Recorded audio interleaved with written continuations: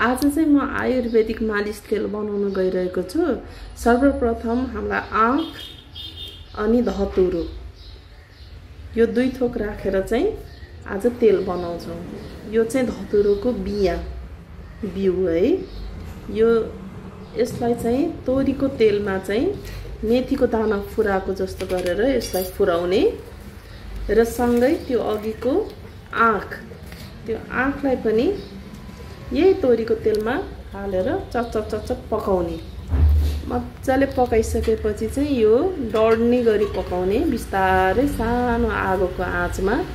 यसले चाहिँ हाम्रो हातखुट्टा भाँचेको, मसल्सहरू दुखेको त्यस्तो बेलामा चाहिँ हामीले यो तेलले चाहिँ मालिस गर्यो भने चाहिँ यो दुखाइ पनि कम हुन्छ, सँगै चाहिँ पुराना दुखेको रोगहरू पनि निको भएर जान्छ।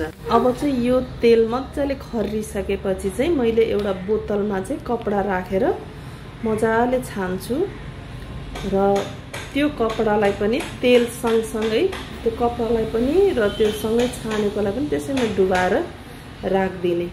जति बेला चाहिँ हामीलाई मसाज गर्नु छ भने चाहिँ हामीले यो तेलले चाहिँ मजाले मसाज गर्यो भने चाहिँ दुखाइ कम हुन्छ।